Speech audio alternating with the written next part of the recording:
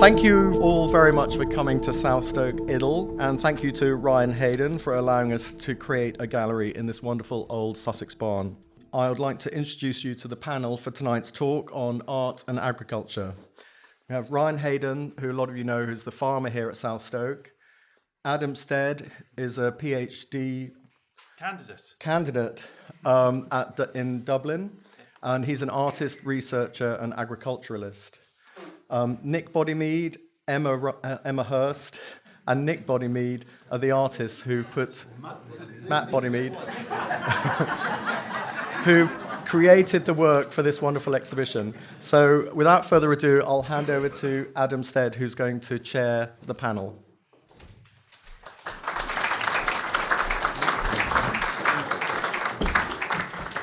Hello, I'm Adam. So thank you so much, James, for the introduction there. We have our lovely panel team here with us this evening. So it was initially through a series of conversations with Tanya about my PhD, which led to a meeting with James regarding this exhibition, and the subsequent invitation to work with tonight's panel on a deeper conversation concerning their practices under the theme of art and agriculture. So my thanks goes to them, as this represents an opportunity for me to disseminate my research and apply it in this setting tonight in discussion. So I'm going to tell you a little bit more about me after Ryan says a little bit about the farm and this very special place we find us in this evening, which is South Stoke. So Ryan. Thank you. Thank you, Adam. I'm going to take this off because I'll probably wander around and I'll lose you if I disappear across the end here. So first and foremost, welcome to South Stoke Barn. I know there's a few faces were here last night, so you are doing the double header, so well done for that. Thank you for coming back again.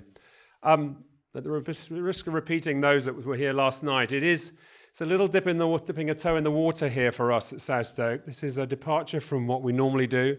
We do have events here of varying forms, but art is one thing that has sort of passed us by. We've had theatre, we've had music of various forms, but art is something that we haven't indulged with here. And with the connection that we have with the two artists here, it seemed an obvious step to take. We did talk about it and tried to put it together some 4 years ago, and then the dear COVID came along and knocked us off course, and it's taken us a little while to get back going again. But here we are today for what I hope will be a very enjoyable discussion. I hope it will be a discussion between us all, particularly around these two artists up here today. So what I thought I would do for my part, I was just going to share with you the historical connection between Matt and Nick, brothers Matt and Nick, whose art surrounds you here today. Please, on that note, don't miss out on the lovely Emma's work downstairs. You will have seen it on your way in. Some beautiful fabric installation, so do enjoy that later on. So I was just going to touch on the historical link between sort of Matt and Nick and how that sort of ties together and arrives where we are today. And then from a landscape perspective, which is what they enjoy here and what you see around you, from a farmer's side, I just wanted to try and share with you the things that affect that landscape. And there's two or three really areas. Firstly, I was going to share with you the physical side of landscape, the things we can't change, the physical forms. And then I was going to perhaps just share with you what affects me as a farmer and grower and how I farm and how that, again, then naturally translates into the landscape that you see around you. And then finally, I thought I'd just briefly touch on how things have changed historically. It sort of makes sense if we talk about the other two, then the historical one will perhaps make a little bit more sense and perhaps understand the journey that farming has been through over the last decades and longer than that to arrive at where we are today.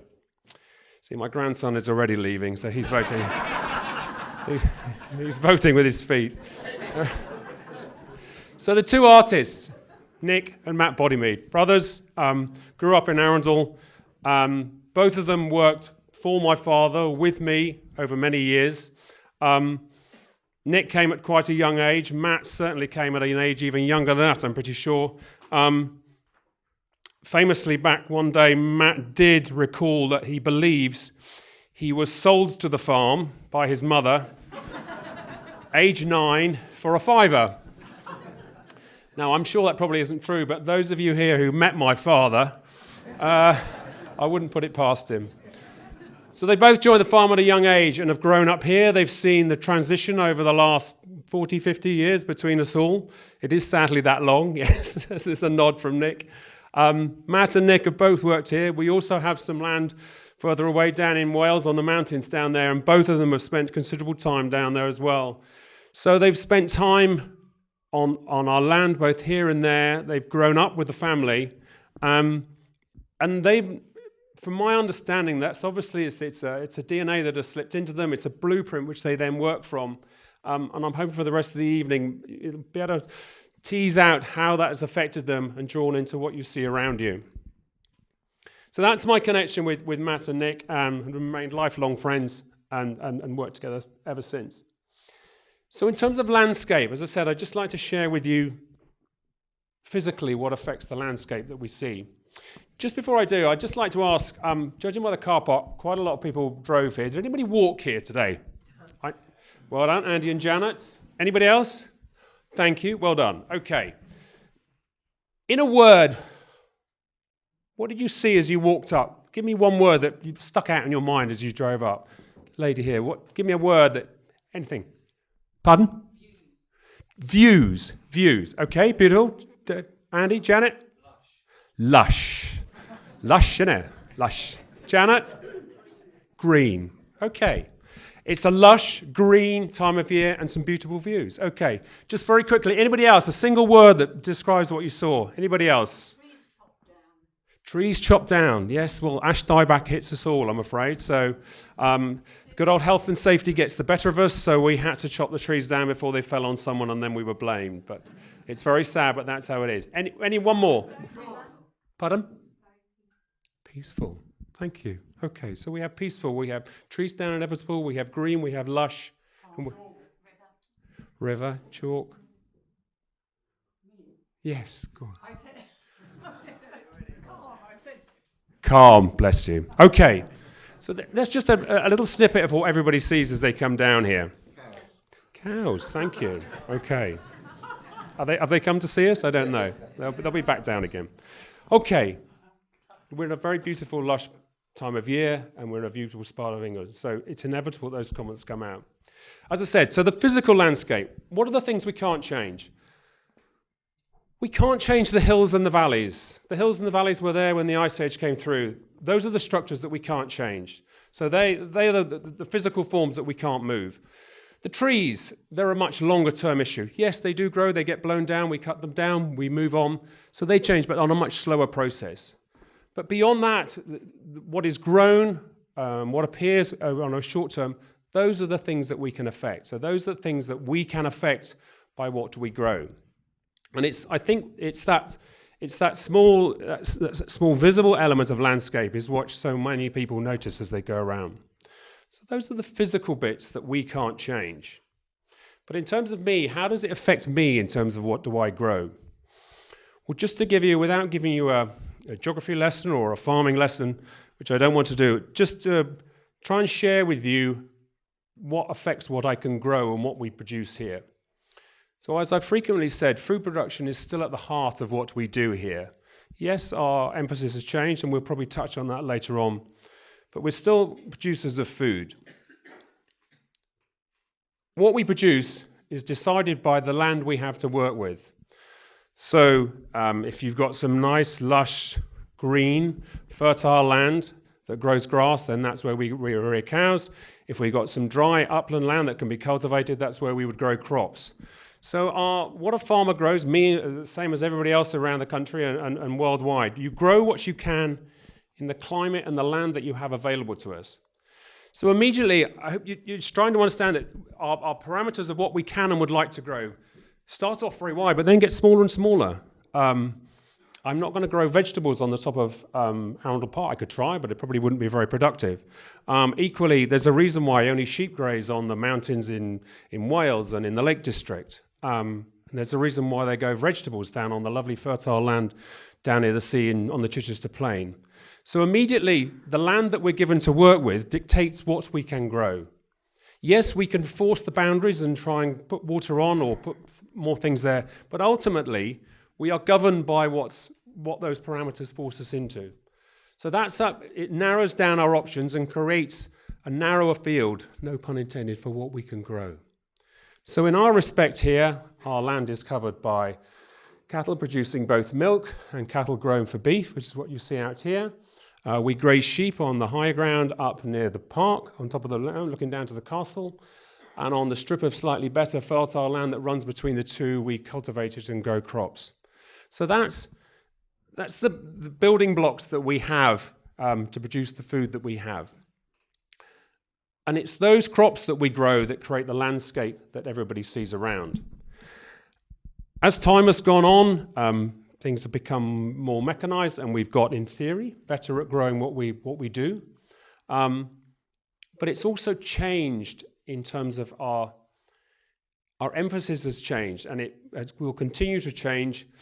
And what we are, and our need to produce food is still fundamentally there, but there are other elements starting to come into play, which we'll talk about later on. I know it'll come in as we go forward.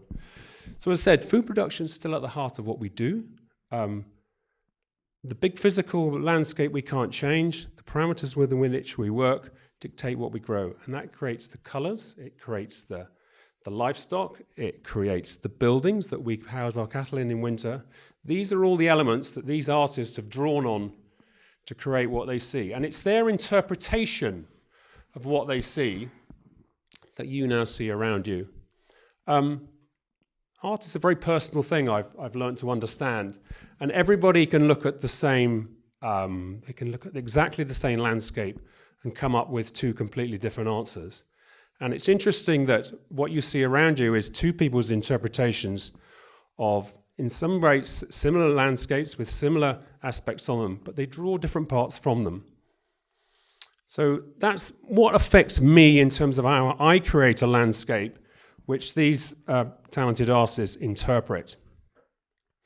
As I said, the other piece I just wanted to touch on was historically how we have changed over time. I think you really have got to go back, best part of 200 years to understand how farming and our landscape has changed. If you go back almost to the Industrial Revolution, before that, farming was primarily subsistence. You grew what you needed to eat. Food didn't travel very far. It went to those that needed it and those close by. That was fundamentally how farming existed for time immemorial. You grew what you needed, what you could. If you had surplus, you bartered it, and so forth. Pre-industrial revolution, if you looked at the English landscape, was very, very open, very, in our eyes, would be slightly what they would call unmanageable, perhaps. Livestock were herded, and on a daily basis, people literally took them out across the downs and moved them to where the grass was.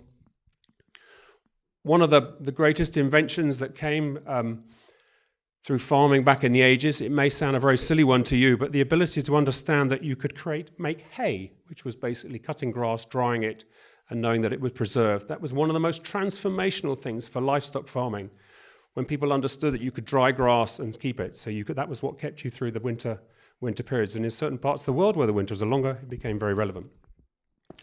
So yes, 200 years ago, we had a landscape that was far different from that which it is now. Animals were roamed and herded. There was very little structure to the farming. It was much more open. So from an art point of view, if you go back to Constable's time, which I think, if someone will correct me, was somewhere late 16th, 17th, no, when he was born, another century on? Yeah, there we go, I'm only 100 years out, it wasn't too bad. Somewhere there. Nice rolling landscapes, unmanaged, uncluttered, okay, in that sort of era. Through the Industrial Revolution, we had things like the Norfolk four-crop rotation, which came into play. People understood that you could grow in a rotation, which improved the fertility of the soil. It allowed you to be more productive. Jethro Tull, who would probably, if you remember from your school days, the man who invented the drill. Seemed like a very simple invention at the time, but quite radical in what it did to the landscape that we saw. Seed was scattered by hand, broadcast across the land. Use livestock or harrows just to scatter, to bring it in the ground, to cover it over, to make it germinate. A drill that drilled things in lines. Big Small move, but a big transformation to agriculture. We then had rows, we had fields. Fields had boundaries. Those boundaries then had hedges planted on them. They were natural boundaries. They had dry stone walls. All of a sudden, when you get through and you come up to sort of 100, those coming up from that 200 years ago through that agricultural revolution as part of the industrial revolution, we start to see more order coming into farming. Yes, it was to become more productive. Our population was growing, so we needed things to grow. But we were starting to get more structure, more order. And as Matt frequently reminds me, as farmers, we try and create order out of chaos. And then the artists come along and they like to try and create chaos out of order. But order was definitely coming. Okay, so as we moved forward, we got more structured, we got better at it, there was much innovation, there was much development. The biggest change that then really came was probably around the war years. Up until then, food didn't travel very far, food was in short supply. Certainly then the big transformation came post-war. If you remember in the war, dig for victory, food was paramount, the food security was high. We came through post-war, a massive desire for food production. So that policy that was taken post-war, that desire to produce food, is what really kick-started food production in this country. And ironically, it took best part of 30, 40 years before that reached its potential. And like everything, it then almost went too far. So all through the 50s, the 60s, there was an insatiable desire to try and grow food. Hedges came down, fields got bigger. Production was absolute key. We were subsidized, my father was subsidized, incentivized. There were government grants to improve production in output at any cost. So there's another change to the landscape. In post-war, we start to see these hedges disappear. Fields get bigger, fields drained. Crops were grown on parts of the country that probably really shouldn't have been. Everyone was given a quota of what they were supposed to grow in terms of wheat and barley and grain crops. We had grain crops being grown on the sides of Welsh mountains. Our little farm in Wales through the late 50s was growing wheat and barley. I mean, it's incredible. 1,000 feet up on the side of a Welsh mountain. It's hard to believe, but that's what we all did. So every inch of land was dragged back into production to try to get our production going, to feed our nation, and become more secure. Like everything, as I said, quite often the pendulum swings too far one way. So that took us through the 60s, the 70s. Production grants were still there. Push, push, push. More production, more food. And then if you get into the early 80s, the mid-80s, was the first time that you will, as those of you of an age will remember, we had the food mountains. We had mountains of wheat in Europe stacked up high, years' worth of wheat stacked up. We had lakes of milk, ironically. We even had lakes of wine, would you believe? How could that ever be such a bad thing? It had all gone too far. We were subsidized, we were encouraged through Europe to produce this food. And much to the detriment of this landscape around us, we were encouraged to drain, take out hedges. The landscape had changed. It was taken in too far in the other direction. So there was very slowly the decisions were made, whoops, we may have gone too far. So the policymakers of both Europe and in the UK stop. They decide to turn things the other way. We're then encouraged to support less production. So they support us through Europe on what we call an area basis. So we weren't supported to produce actual food. We were supported just to keep the land farmed, but production wasn't the key. So there's another change that starts to come. All of a sudden, the worm is now turning. We're moving back again. Production isn't key.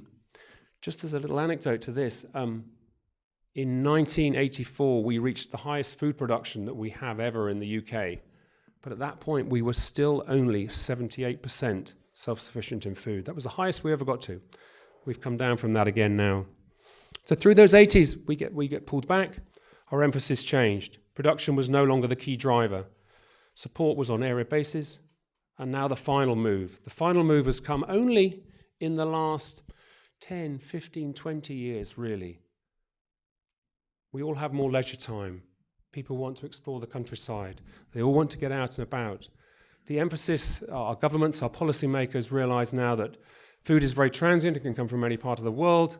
So what we actually want is a green and a pleasant land. So we're encouraged now to plant hedges, and we're encouraged to create nice buffer strips around our fields. We're encouraged to grow crops of a different nature that look pleasing on the eye, that may be less productive. And me as a farmer, I have a choice to make. Like all of us in the room to agree, we all have our rents and our mortgages to pay, so we all have to do what we do to survive. We have to run a business. We have to make ourselves work. But beyond that, you have a choice. Once you get to subsistence and you've covered what you need, you then have a choice what you do. And that's the choice that nearly every farmer has to a degree now. We are in a position where we can farm to produce food. We can, to a degree, create a green and pleasant land, which is pleasing on the eye, which people enjoy. People picked up on it when they came out here today. Those are the choices. Or we can take food, we can produce less, and we can take our foot off the gas, as it were, or we can produce stuff, what we would call now more sustainable. When I went through college 40, 50 years ago now, goodness me, nobody ever heard of the word sustainable. All it was produce, produce, produce. But it has all changed for us now. We have those choices in front of us, and those are the choices that we make. And the choices that we make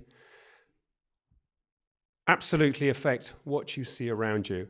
I think we're moving into a much better stage of farming. I think we are moving into a much more sustainable level, which is, I think, inherently good for all of us. My caveat is that we all need to eat. And food security is something that's never been high on the agenda, but who knows where it'll be in time to come. So it was just a little whistle-stop tour of the choices that we now have as farmers, and just to try and impart with you the bits behind the scene which create the parameters which we have to work in, and the journey that's been on over the last 10, 15, 20 years. I know it's going to open up as time goes on, so I'm sure we'll have opportunity to talk in different directions, but I hope I've just given you an insight initially in terms of how the landscape has changed and what affects that change of the landscape. I will just leave you, just throw some little facts out to you so you can have a think about them as we go through the rest of the evening, and they'll perhaps come back to me. I talked about food production. We produce only 61% of our own produce in this country. 39% comes across the water in varying forms. Our biggest net importer is beverages, curiously enough, well, probably not unsurprisingly. Tea, coffee, so you weren't thinking of that, were you? Tea, coffee, and obviously the wines and the beers. That's one of our biggest net importers, beverages. So 61% self-sufficient. So you can see for yourselves, food security, if it ever became pertinent, could be quite relevant. There are currently just short of 250,000 miles of hedgerows in England. And that's grown 5% in the last 10 years. So we are now moving back in the right direction. Just to put it in context, 250 mile of hedges will get you to the moon. Or I think, if my maths are right, I think it gets you about 10 times around the world, something of that order. Another one, just a tiny one to drop with you. In the week preceding Christmas last year in 2023, consumers spent just short of £4.2 billion in 1 week on red meat and dairy. That was up 4% on the year before. Many of us believe that we're sort of moving away from a meat-dairy diet, but it is not borne out by the stats. There is still a demand. So as a farmer, I'm still using this beautiful green and pleasant land to produce animals that do either produce milk, dairy, or beef. Last little one for you, just to give you food for thought. I have to be careful if I say this, I don't know. It appears we've got an election coming up on July 4th, in case you hadn't heard. You probably have. I heard yesterday that there are 51 rural seats within the country, out of the 600 and something that there are across the country. So there are 51 rural seats, which they would suggest are potential swing seats. So although as a voting population, farmers, we represent less than 1% of the voting population, there are 51 rural seats in the country made up of rural people up there for grabs. So we shall see what happens as we go forward. Policies will probably change again. We as farmers will flex and change with it, because that's what we do, the same as all of us do in our own respective lives. We flex and change to what's in front of us, and we keep finding a way through it. Okay, I'm going to leave it for now and hand back to Adam, and we'll build on that later. Thank you very much.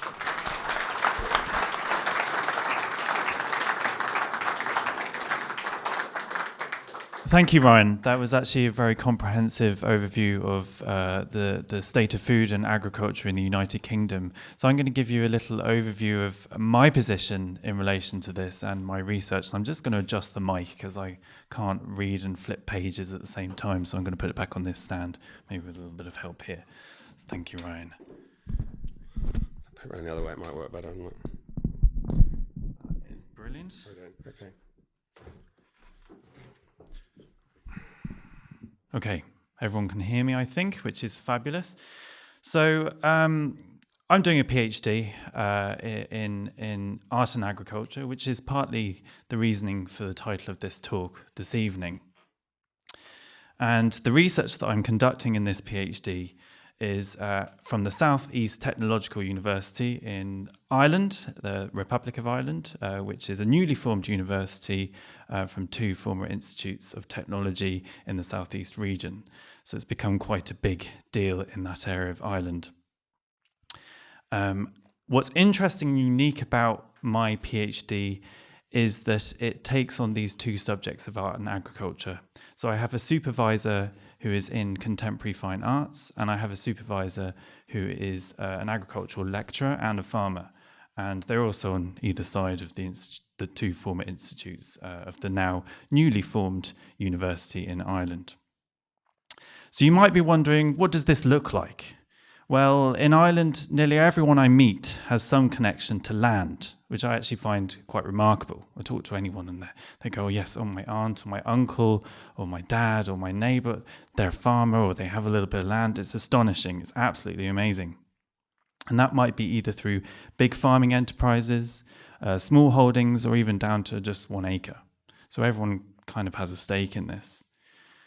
This is important because in Ireland, this means that there is a broad and prevalent understanding of land, rurality and agriculture amongst the general public. In the United Kingdom, there is the same tacit connection to land, however, it is often less prevalent. And the reason for that is, as Ryan was outlining, and I'll embellish a little bit more, is due partly to the Industrial Revolution, where people were taken from the countryside and drawn into towns and cities to work into factories.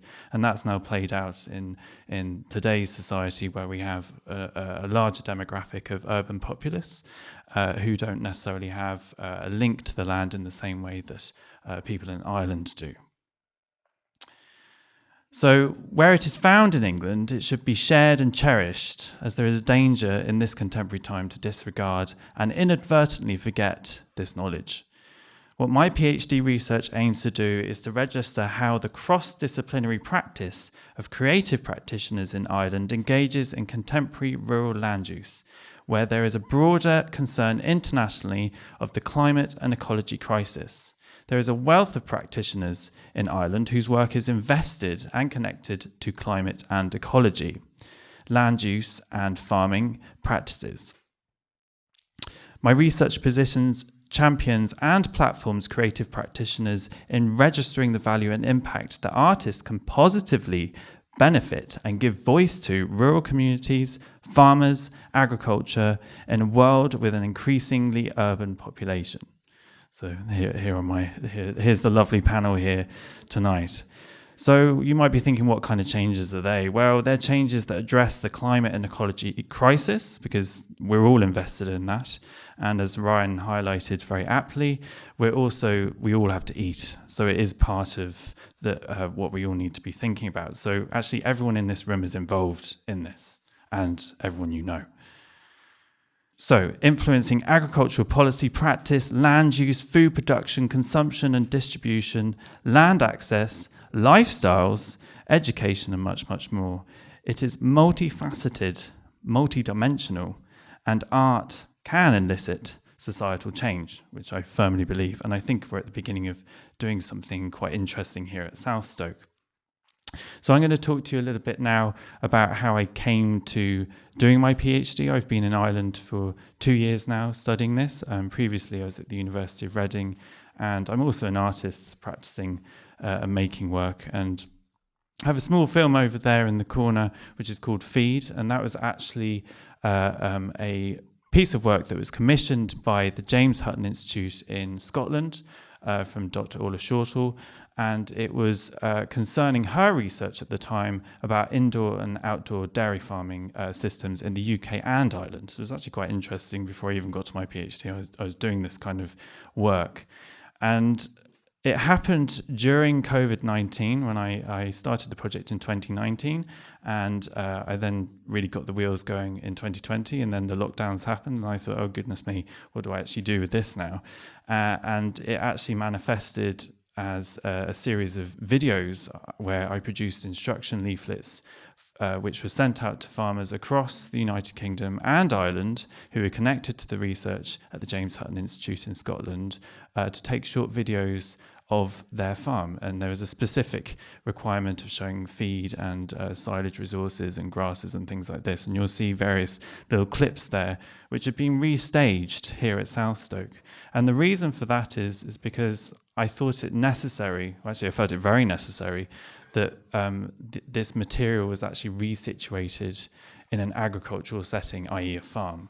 And through various conversations and my connection here to South Stoke, which is through my father, who is here in the audience tonight, who coincidentally grew up with Matt and Nick and Ryan working on the farm here, I was able to pull off this quite exciting piece of work which involved rolling around these enormous wooden screens in and out of the arches in the barn below and across the farm, and then superimposing these bits of clip which these farmers had sent to me by WhatsApp, which I was kind of amazed that I managed to get them to do that, because I wasn't entirely sure that every farmer was going to have a smartphone, but they did, and they sent me clips on WhatsApp, and I managed to put them together into this film. But actually what is really nice is that it's shown here, and it gives me this link to this landscape and to this audience with you here tonight in talking about how art and agriculture link.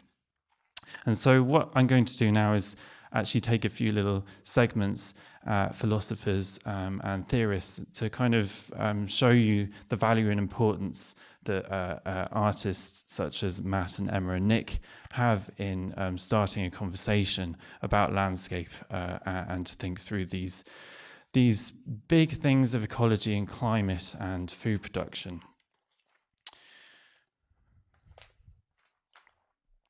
So the work of the artists in this show is not only about representing or illustrating a landscape. This special event starts to dig into the knowledge and experience of these artists. Ryan's increasing support in the arts and James's facilitation of this panel discussion provides a neutral space which embodies aspects of an art form known as a dialogical practice, e.g., which is to say, the facilitation of the conversation becomes the art. Here at South Stoke, we're at the beginning of discussions concerning landscape, agriculture, food and farming. So this is actually quite an exciting start to something here that has been facilitated by Ryan and James. Cultural geographer Ian Biggs validates the need for kinship, so a relationship of kin between the landscape and animals and people, and cooperation when he suggests both a theoretical and practical proposal which celebrates the artist within the community as a means to engage many different types of people with the rural. Biggs states that, quote, we need at the very least a common, empathetic and respectful sensing of the plurality of life worlds from which to recognize, acknowledge and argue our differences. Biggs proposes to re-intertwine the plurality of currently separated and siloed social economic orchestrations of rurality by tackling three normative positions of rurality in Ireland. And this is some research I did on Ireland. And the reason why I'm pulling this out is because actually it's very similar to England and the UK generally. There's a lot of links in terms of culture and history that can be traded and used to describe one another. And so his 3 points are: dismissive positions which do not consider the agricultural community, conservative positions which lock rurality into romanticised images, identities and traditions, and finally, managerial positions which commodifise the rural as a resource often orchestrated to support the urban. So there are two key elements which enable this. They are the skill and knowledge of an individual and a communal place in which to share it. Biggs identifies the importance of community places as a space to enable this, where sites such as the local municipal water pump, which I don't know if there is one here in South Stoke, the post office, which there definitely isn't one, and the pub, which is a shame there isn't one indeed, as a locus for exchange, but perhaps maybe the barn could act as all of those three. Biggs recognises the value of rural communal spaces through the artists he examines in Ireland and their attention to these communal spaces, which are increasingly under threat and disappearing.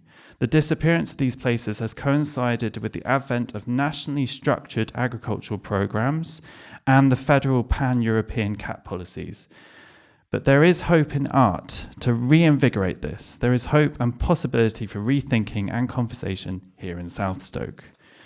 With this idea of the artist acting as a facilitator, and in speaking about my film, Feed, it is important to highlight our connections with this particular landscape that we are gathered in this evening.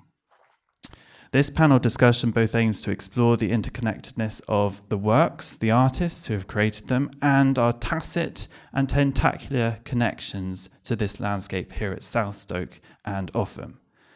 An important part of the research work that I am doing in Ireland revolves around engaging in conversations and storytelling. What we may consider traditional rural labour activities were learnt through the telling of stories and watching and repetition of manual work, in effect teaching and training the next generation how to work, manage and care for the land. This has kind of since changed in the last 50 years, where young people would perhaps need to go to college or university and get a certain qualification. It's the same in Ireland. You actually have to have the Green Cert, which is known as a level 5 certificate, something past your A-levels, I believe, in order to actually continue farming and managing your own land. So there's kind of this kind of levelling up of education, which is actually quite interesting, where that kind of storytelling and tacit knowledge is maybe not cherished in the same way. So Biggs uses, Ian Biggs again, uses the phenomenological term life world as a way of describing how the landscape is, quote, experienced by individuals subjectively in and through their everyday life and work. Biggs' work is an understanding of rural people through the artwork of Irish creative practitioners as multifaceted, multi-skilled and deeply interconnected with the landscape, using, this is another theorist and philosopher, Tim Ingold's notion of the taskscape to support this. A taskscape is a pattern of dwelling where individuals collectively perform skilled tasks within the context of and in response to a specific landscape environment. This is quite interesting, quite deep, and we can actually apply this very readily to many rural agricultural settings across the UK and here in South Stoke. So on the theme of the tacit and the tentacular, terms I borrow from the American feminist philosopher Donna Haraway and Ian Biggs's life worlding, I want to start by asking the three artists on the panel to speak about their individual tacit connections to this landscape and what drives them to explore this as a subject matter for their work. So Nick, I'd like to start with you in speaking about this fantastic place which you're actually living in called Offham, which bears striking resemblance to the place down the road, which is Offham. But even more strikingly, is actually very similar to South Stoke itself in terms of its geography. So Nick, could you, the mic's just there, you might have to sort of move it around and share a little bit. Could you tell us a little bit about Offham? Yeah. Is that working? Yes, it is. But before I do that, it'd be really good to have an exploration of tacit and tentacular. That's a very good question to read.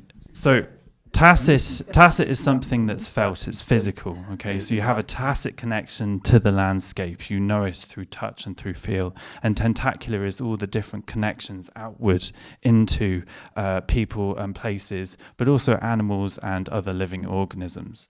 And it's something that the philosopher and theorist Donna Haraway is written very extensively on in her book, which I can't remember the exact title off the top of my head, but I have got it in the car if anyone is particularly interested in that.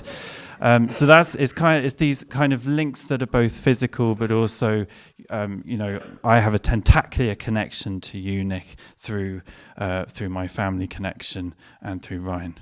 If that makes sense, is everyone on board with that? Yeah, good. Okay, that's really helpful for me, and I suppose maybe the tacit bit seems to me. No, I'll go back a little bit. I started working on the farm when I was 18, and I needed a job before I went to art school, and I just loved working on the farm. I liked the physical labour of it. I loved the landscape that I was working in. I loved developing practical skills. I was a rubbish at school, but suddenly I found things that I was good at. Practical problem solving, having to be inventive and thoughtful with materials and all of that. And at the same time as that, I went to art school. Just wonderful. So I had again, same thing, practical problem solving, working with materials, being inventive, just marvelous. So they were very different, but also, I think, really deeply connected for me as well.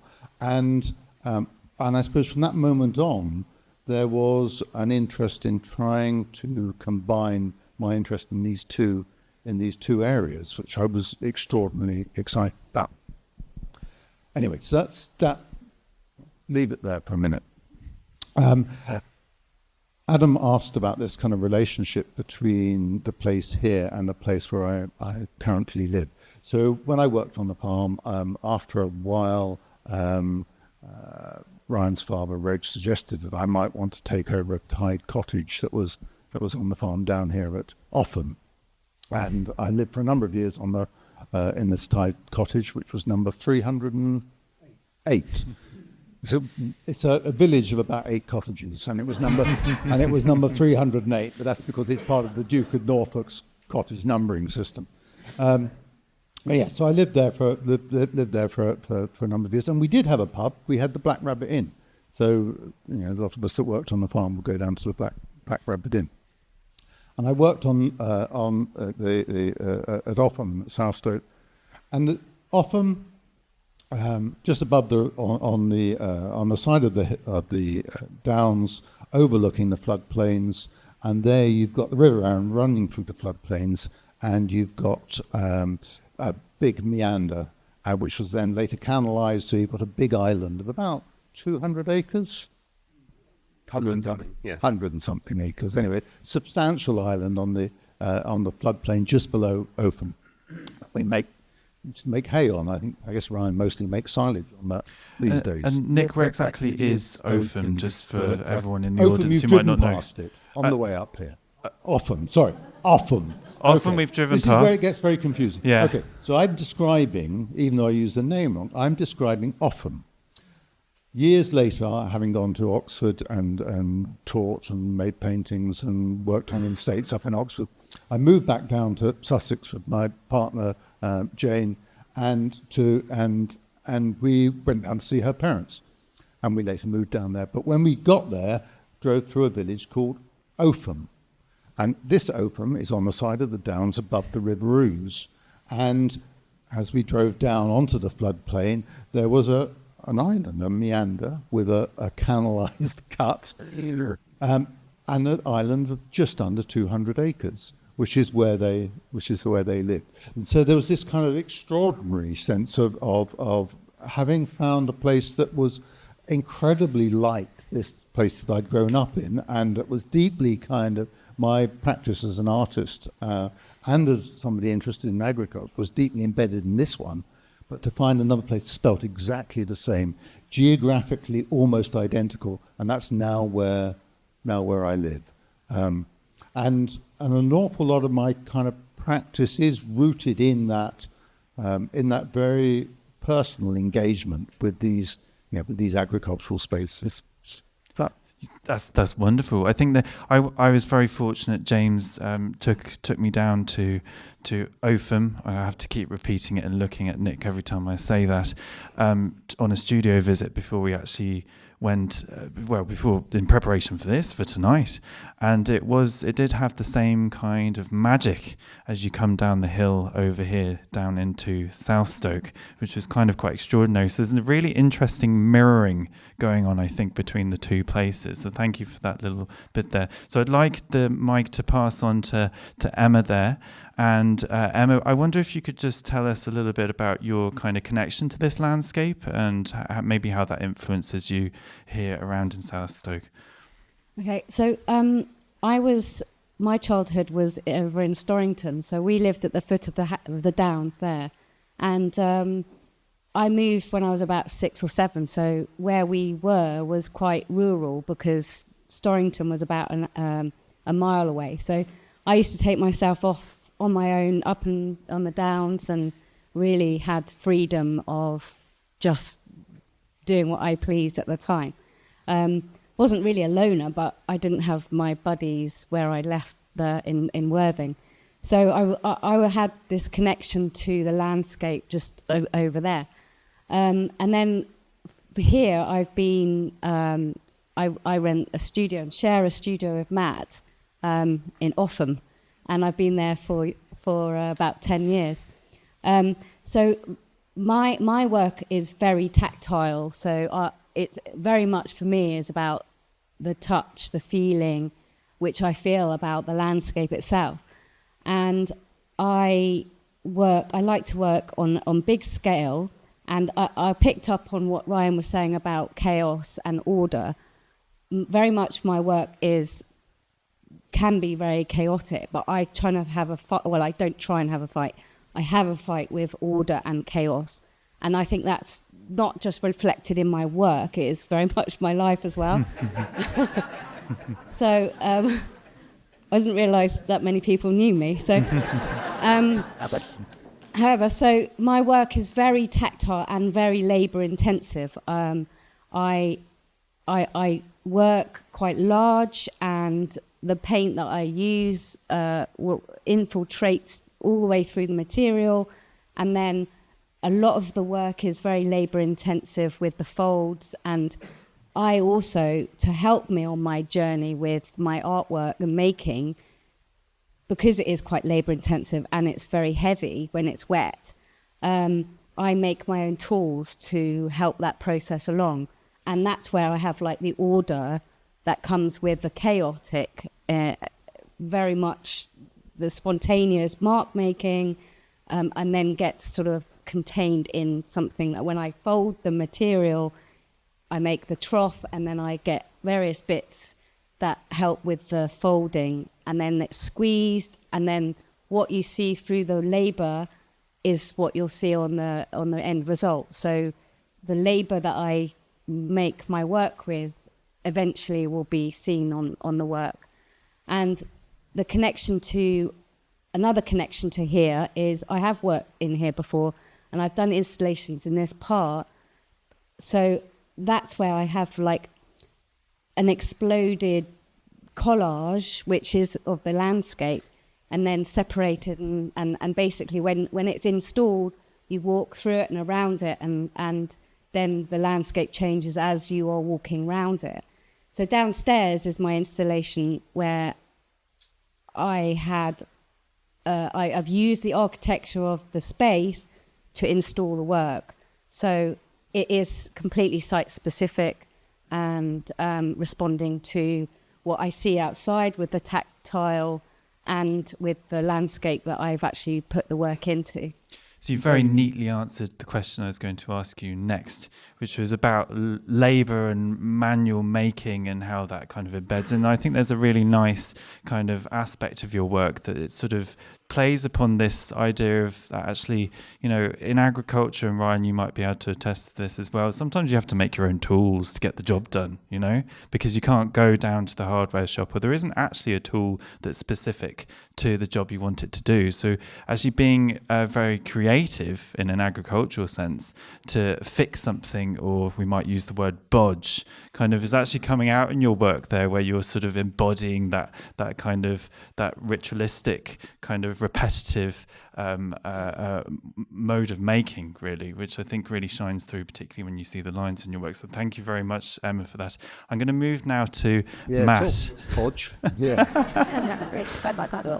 So Matt, your paintings up here, mostly on the wall behind us and down the end, they are all of this area around South Stoke. So you have a real particular connection and a kind of vibration with this landscape. Yeah, absolutely. Unlike Nick, I never got away from here. Although to slip to another off them, I have still got a studio, and I'm very much connected to this parish. I do spread out further afield. I think you'll see some of it is from Amberley, and but I don't like to travel too far these days. But I don't think Ryan's let me work on the farm for about 20 years, or certainly since I took out a flint wall with the JCB.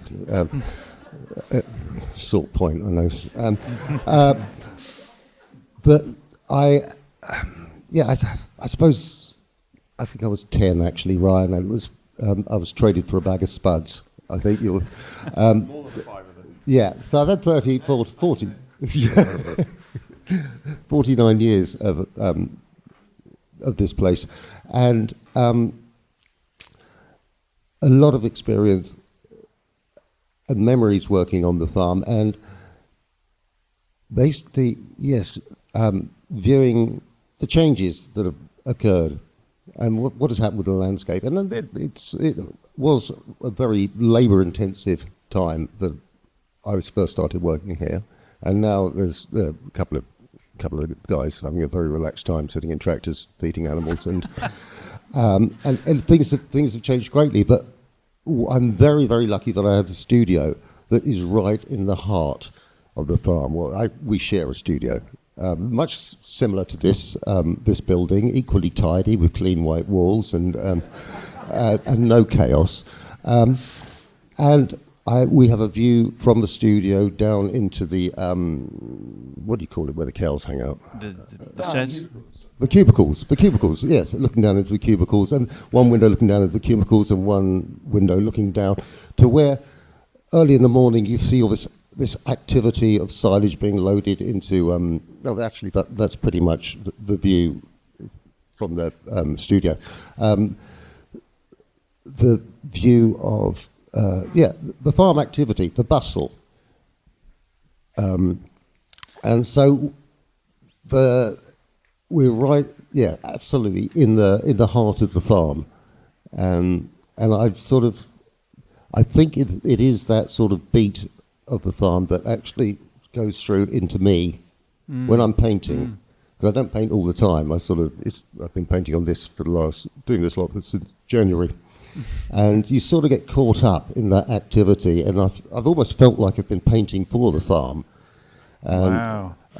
That's a very interesting idea. Well, there was a responsibility to produce some work for this show.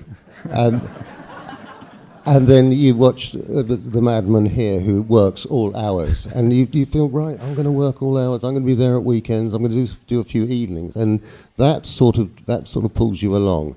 And so it's not just a landscape. You kind of have started to get into the rhythm, the agricultural rhythm, on a daily basis of being in tune with getting up at 3 a.m. I presume and painting away. 4 a.m. I'm there lying in bed thinking I ought to get up. Yes, yeah. But I think that's quite interesting in terms of the paintings that you're producing, that you're actually mimicking these rhythms. And what I find quite quite striking about your paintings is that you have a very particular vibrancy in the colours that you're kind of showing through. And I just kind of wondered, what is it that you're trying to amplify in that mode of painting? Is there a particular feeling or an emotion that is coming out when you're... Yeah, Adam, I work as a landscape gardener during the week, and as with Ryan, we've been standing out for the last 4 or 5 months in the torrential rain. It's been miserable, absolutely miserable.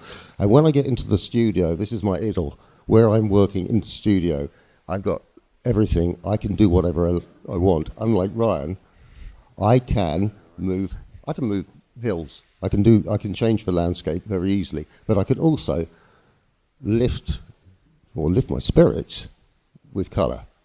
And I can change it. I can just adapt things. I mean, I love green. Green's great, but I don't want to use too much of it in the paintings. But I can pull something out just to change the mood, for me, of the painting. And I'll pick up on things like the pink in the concrete, but basically most of the concrete is covered in shit. And it's quite a dirty place to farm when you get down to it. And I have free reign with when I'm in the studio, I become the farmer. I'm in charge. When I walk out that door, he's definitely in charge. Do you have any comment for that, Ryan? None taken, Matt. Brilliant. Thank you very much, Matt. We're going to come back round to Nick here.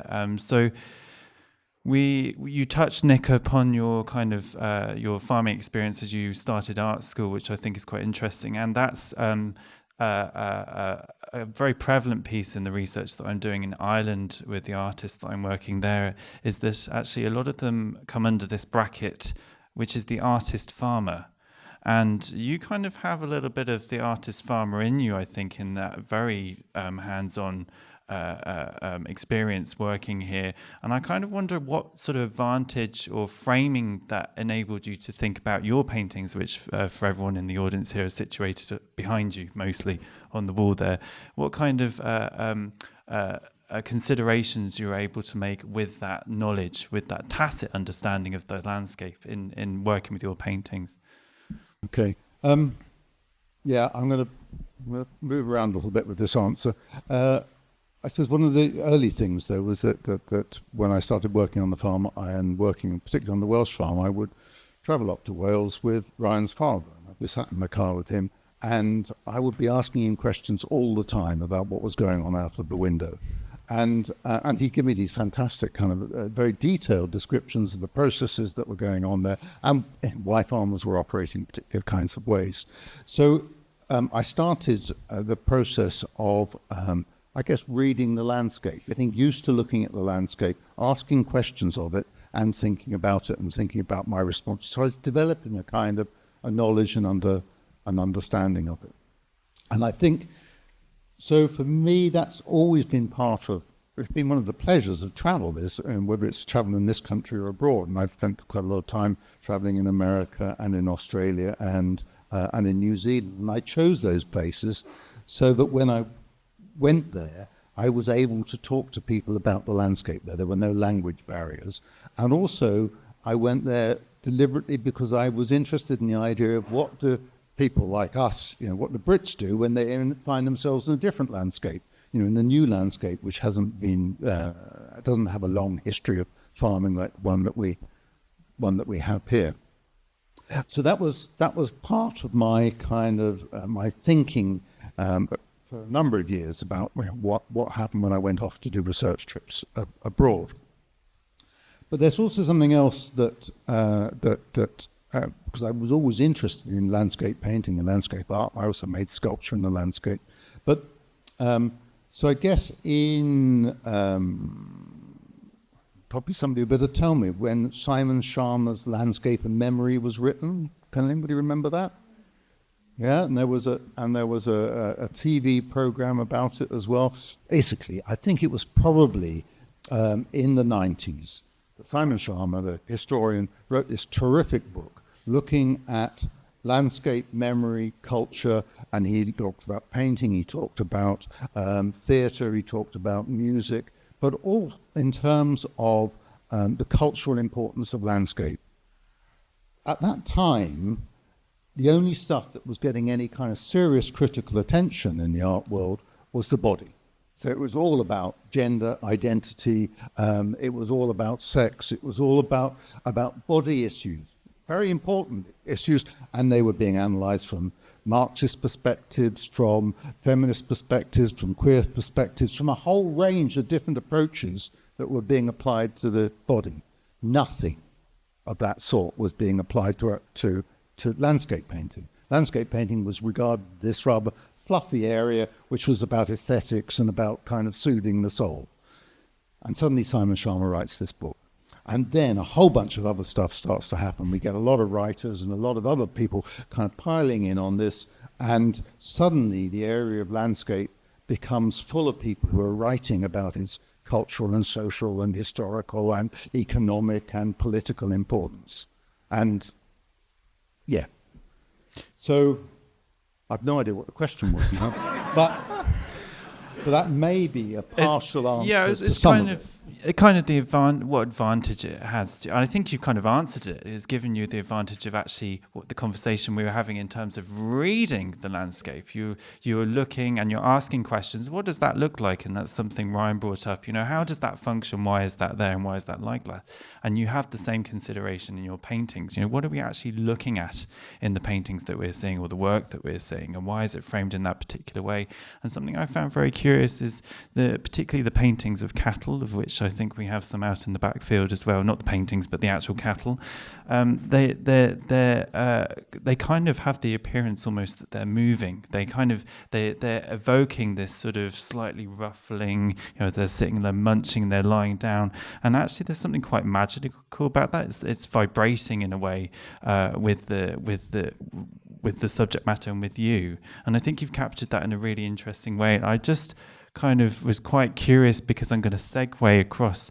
There's a kind of a voyeurism happening with the pieces that I'm pointing over there, and none of you can see obviously, but there's a selection of pieces over there on the wall over to my right hand side, which are looking out of windows. There's kind of this in and out looking with your switches and your door handles and things.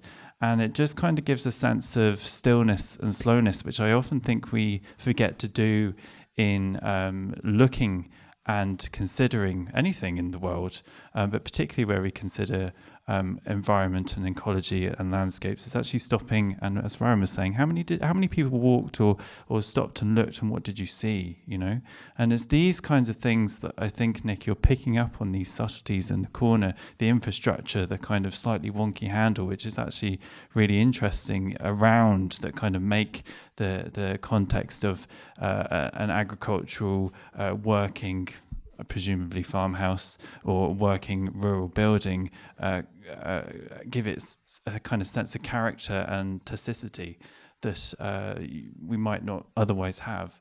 So now I'm rambling and I don't know where I'm going either, but I think there's something really interesting happening there between the selection of paintings where we're just kind of looking at these almost snapshot framed things where we don't see the cow's head, which is actually really interesting. I don't know if anyone actually noticed that. We do see some cow's heads now I'm looking around, but there's it's about their bodies. It's about their body.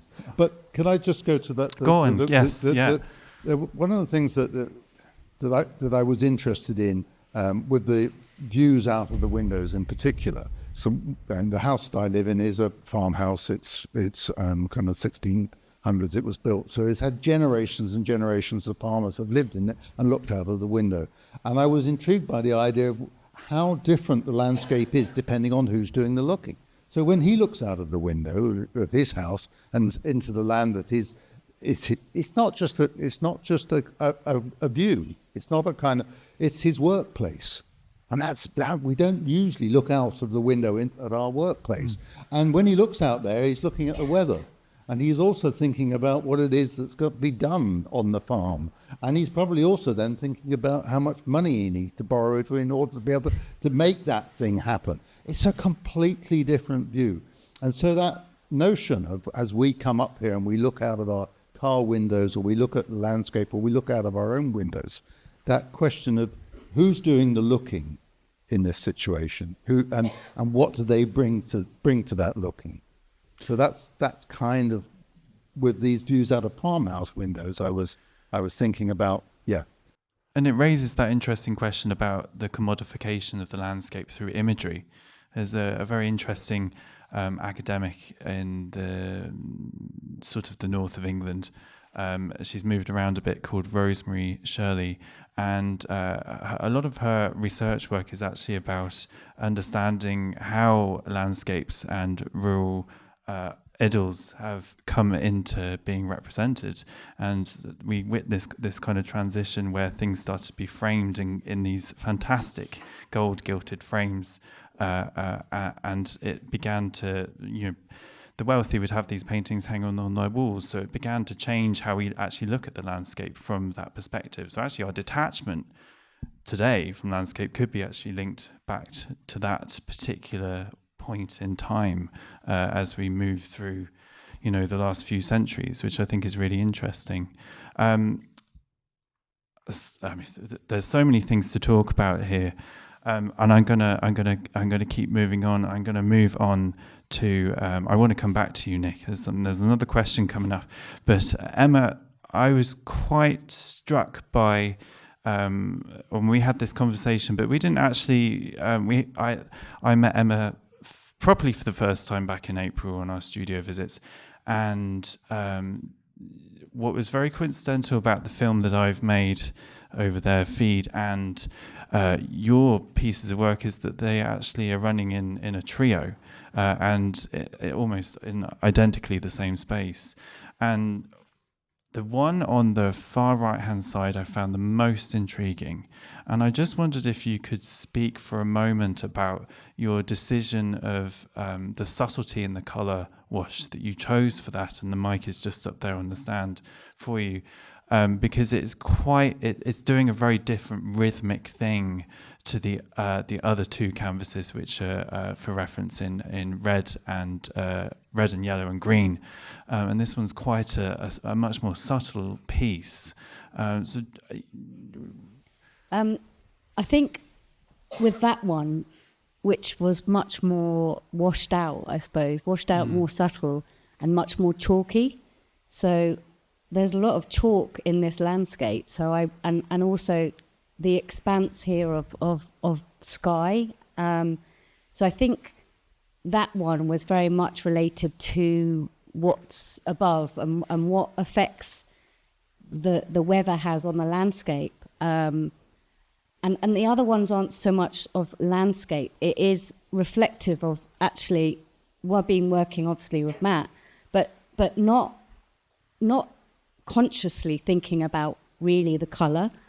And I think it's really interesting when we're working, and I am working completely looking at my work, and Matt either picks up on my colours and vice versa. So it's a very unconscious decision, but I go with the gut feeling of what I want to achieve, but it's not so much thinking about the end product. It is the journey going through making that the colours come to fruition. So I'm very much conscious of working on one side and making that colour. When the other side gets painted, the other colour then has a big impact. So it again has that real push and pull with which colour will dominate. And so the subtleties of the folding, the colour differences come to play through the process. So they kind of struck me as sort of mirrors with magnifying lenses over them in a way of various particular bits of the landscape. They kind of highlight and throw back the light, which is really interesting. And the green one has the lovely kind of slightly yellowing around the edge, and then you just see the ripples in them. They're really quite extraordinary. Ryan, how do you find that kind of mirroring, or is there a particular resonance in those colours that Emma has used downstairs that kind of makes you think, oh, that's this particular bit of farmland, or that's kind of singing to me in this way, or that looks like the bank balance sheet? I don't know.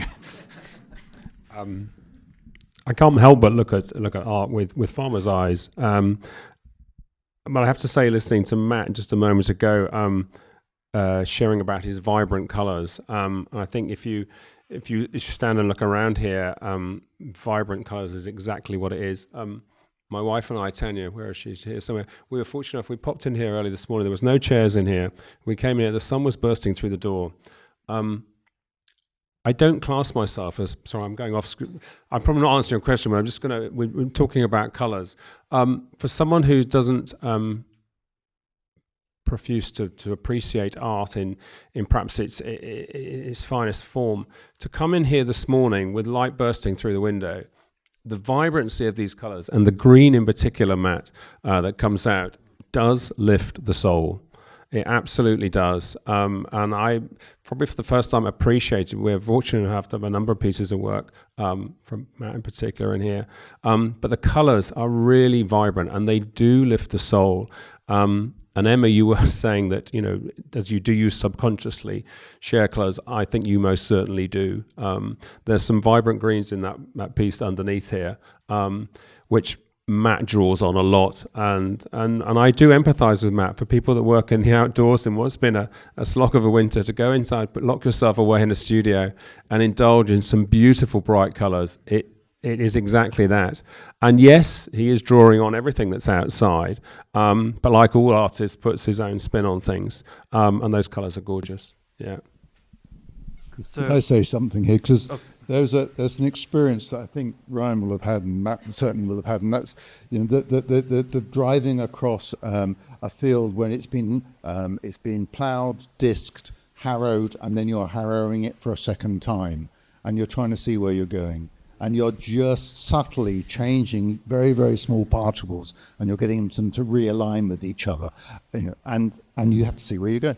And Emma's work is like that. There is this kind of sense of these very subtle shifts, which are like the kinds of shifts that you get. I mean, you've all done it when you've mowed a lawn. Sometimes you can't see where you've been, but there is that kind of stroking of the blades of grass in one direction, and they catch the light in a particular kind of way, and the blades of grass in another direction do it something differently.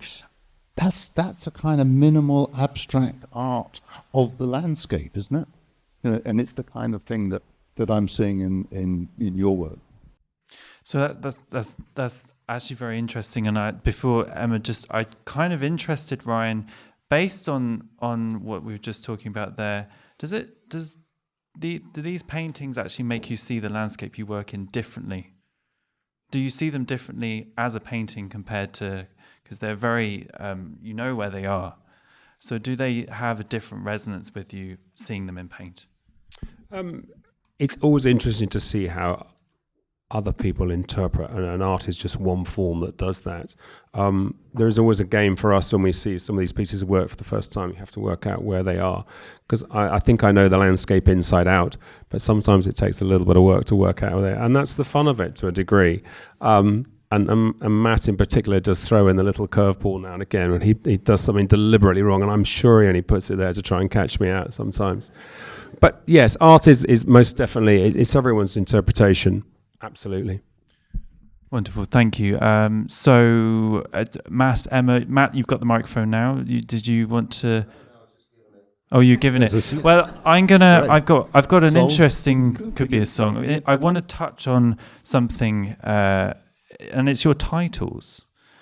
I really enjoy your titles in your work. And there's a particular title of a particular piece that I think is very evocative, sometimes of frustrations that farmers might have in working with the landscape. And I actually think that, and there is, just a disclosure here, there is a rude word in the title, but it's really important that sometimes that's said, because... He says it a lot.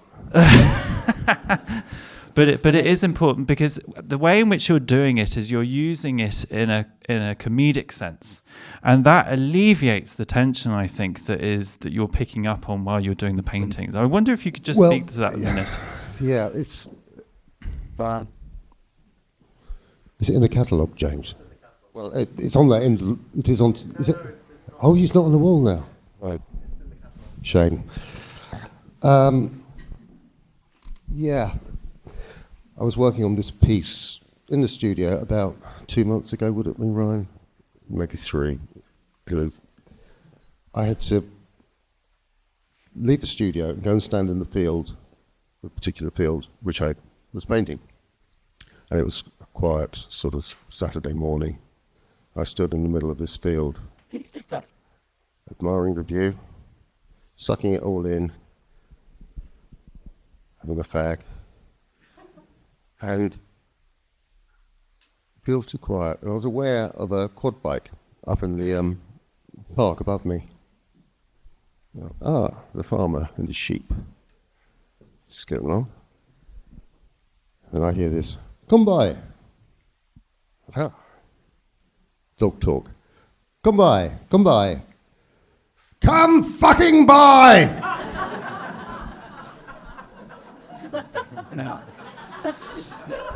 Thank you, Matt. I'm sure you promised you weren't going to share that. And that, I'd been searching for a title, and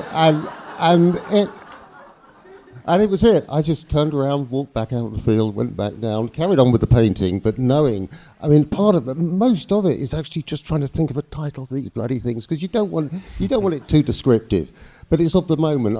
I have done another painting called Shouting Down, which Ryan actually owns, and funny enough, it was of a time when he was shouting in pure frustration. But I think the dog was disobeying him again. I think that's actually really important, that that your work in particular is actually articulating the frustration sometimes, because it is a hard job, being the farmer of the land. Yeah. So it all appears as an idyllic landscape. It takes a lot to actually make this happen, make this work, and it's incredible. And I think it's a really important point in what art can do to sort of enable these different points of view, and enable actually a perspective of just kind of sitting back and kind of going, oh yeah, that's nuts, and this is a bit funny. But this is the powerful moment we have as artists, to be able to facilitate a kind of neutral space in which to be able to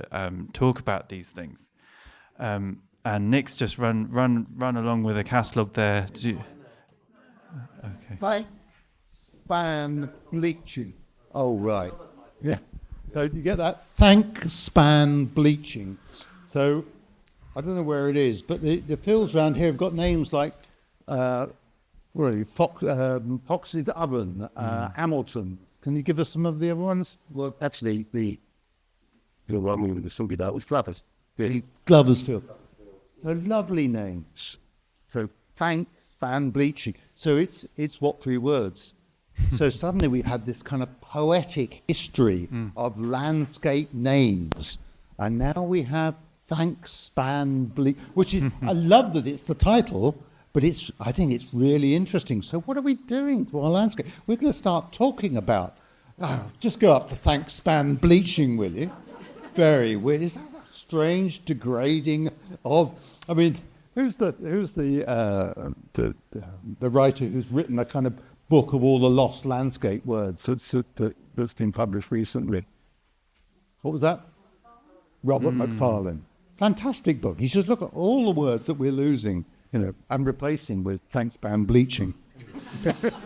Okay, thank you very much. So I'd like to now take this opportunity to ask the audience, all of you, if there are any particular questions you wanted to ask, or to our panel or myself. So if anyone does have a question, please thrust up your hand and we will ask the panel. And if you don't have a question, look, the hands are already going up. So first hand here, could you shout out your question? Yeah. For Emma, the installations you've got downstairs, with all the folding and the processes involved, how long does it take you to do one of these? So I'll just repeat that first. In terms of Emma's installation downstairs, it's the question is, how long does it take to repeat and install those pieces of work? Okay, so the making is sort of almost climate control. So they are dried in my studio, or our studio, and depending on the temperature of that, because there's no heating, it's a bone of contention, I believe me. So when it's hot, it's quite quick to dry, and then I can just reapply. So they are in stages of drying, and then the folding, and then the drying, and then the process keeps on going until I'm sort of satisfied with how they are to my aesthetic, I guess, and whether it relates to what I'm trying to imitate. That's the wrong word, but that there is something in the work that has a magical connection, and I don't know where that is or where that happens in the process, but that moment has to exist before I let it out. And then the installation part, well, that's always another fun thing. So I try and work it out in my head, and of how I'm going to, I draw images that can relate to the space or do relate to space. It's all measured up, and then I hope to God that it works to what's in there.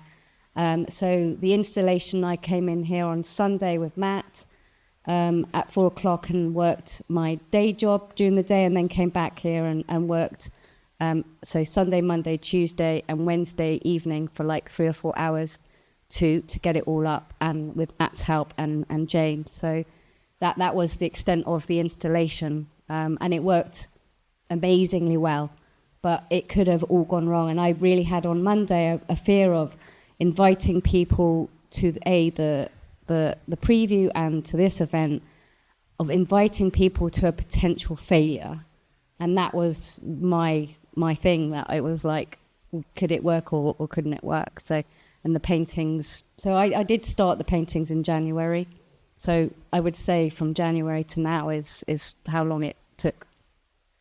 Thank you. Next question. Adam, I was very interested by your talk and your presentation. I just want to suggest a reference that you may already know and may not. The Irish engineer and philosopher Mike Cooley used to talk a lot about, use your phrase, tacit knowledge, about the knowledge of a craftsman, a traditional craftsman working with wood or working with metal. And he saw this as extremely important. And if you haven't read his work, it might be quite useful in what you're doing. Thank you very much. That's very interesting. So it's what was the author there? Mike Cooley. Mike Cooley. The main book in which he wrote it was called Architect or Be. Architect or Be. Kind of balancing nature against academic training and that sort of That's fantastic. So just for everyone there who didn't hear it, there's a very nice recommendation. Thank you so much, of Mike Cooley, was it? An author to do with tacit knowledge and academia and all that sort of thing. A really beautiful part of this village is the church, and so many rural communities have these beautiful buildings, ecclesiastical buildings. Has the depletion of mass Christianity in rural areas affected the patronage of artists looking at the land? That's a very interesting question. So the question was, in terms of the demise of churches in rural areas, has the patronage, what was the last bit? Because churches often brought money or had patronage. Yeah. You know, with So the wealth coming into, yeah. Has that affected artworks and landscape paintings that have been made? I don't know how to answer that. I don't know if anyone can speak to that in a particular sense. The church being a particularly important part of many rural people's lives, and it is a very important part of South Stoke here. I'm not. I'm happy to have a stab from the church is a very important part of this little tiny village. Yes, it has seen probably a demise in numbers over the years, but I think we're seeing a little bit of a renaissance more latterly. I can only speak for myself. The church is very important to this village, and the few of us that are here, supported by a wonderful loyal supporters from Arundel, do everything we can to keep this little church going. It's the focal point of a village. I think all of us involved don't want to see it go. It's something we don't want it to end on our watch, and we are very grateful and are very thankful there are plenty that support it. In answer to the question, does it affect the patronage in terms of artists? I think it continues to inspire and commit people to inspire going forward. It probably played a much bigger part, I would hazard, in the village in years gone past. I'm only gambling that that's probably the case. There were a lot more people that lived in the village. Artists, art, I believe, has become more of a leisure activity. It wasn't.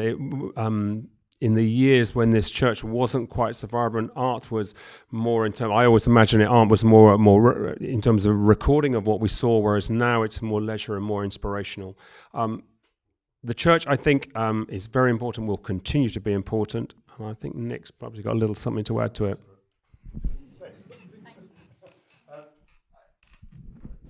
Into this, so as I think about this is about ideas to do with the sublime.